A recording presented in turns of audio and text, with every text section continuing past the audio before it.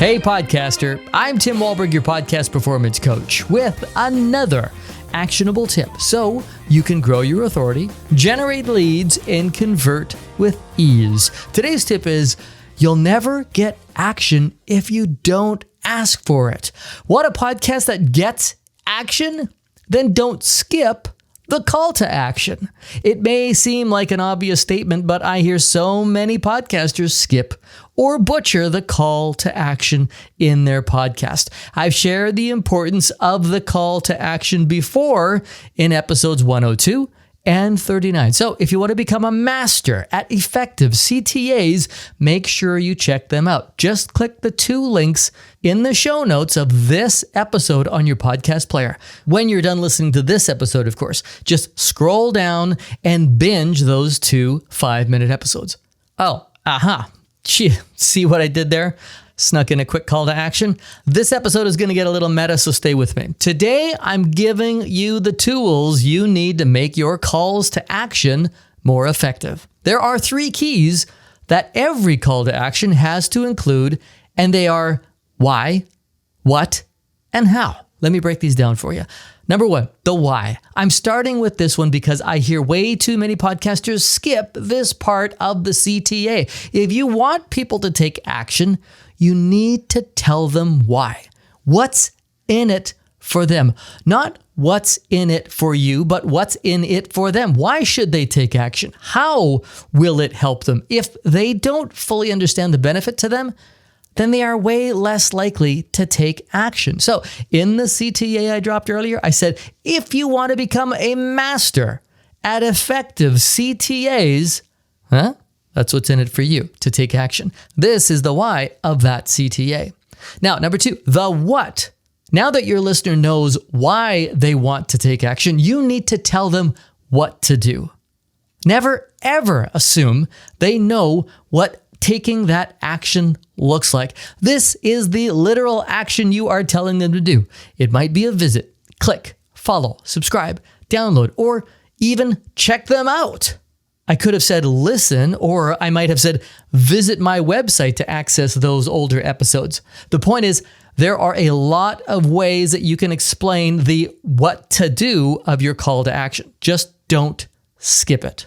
And number 3, the how. Okay, so now your listeners know why they should take action. They even know what action to take. And now it comes down to the leave no listener behind part of your call to action by telling them exactly how to take that action. No, this is not the same as the what to do part of your call to action. Click is not the same as click the big orange button on the homepage of my website. And going back to my skillfully dropped CTA earlier in this episode, it wouldn't have been as effective if I just said, check them out. Sure, most people know how to find an older episode of a show, but some might not. And several people may not know that I've embedded those links conveniently in my show notes. So I was intentional with telling you how to take action because number 1, I want you to be clear about how to do it. Number 2, I want you to perform this action in a certain way. Remember when I said scroll down in your podcast player? You probably pictured yourself scrolling down. Number 3, I want taking action to feel super easy for you to do. And number 4, I want you to feel taken care of and encouraged to take this action. And I do all those things by simply telling you how to take action. I bet you've never thought so much about your call to action. Good. My job here is done. Well, almost. There is one more thing. One more misconception I want to clear up while we're talking about CTAs. Your call to action is not always about sales. It might be, but it's not always. You want to have your CTA relate to the information provided in that specific podcast episode. Give it context and it will perform so much better. And it'll make the why part of your CTA so much more natural. I bet you didn't think I was going to find a way to reference that CTA about listening to old episodes again, but now that when you think about it, it was 100% in context to what I was talking about, which is why it probably didn't even feel like a CTA to you until I pointed it out. Good CTAs fit in seamlessly because they are the natural next step for the listener to take. You know, like further mastering the art of effective CTAs by listening to 2 more episodes about them? And lucky for you, you'll find those links in the show notes. Of course, they were conveniently placed there for you in this episode. So just scroll down and yes, of course. Okay. And remember to drop your CTAs into your show where they make sense. Tell your listener why they should take action, what that action is, and how to take that action. And I guarantee you will be getting a lot more action. And I hope that's just the tip you need.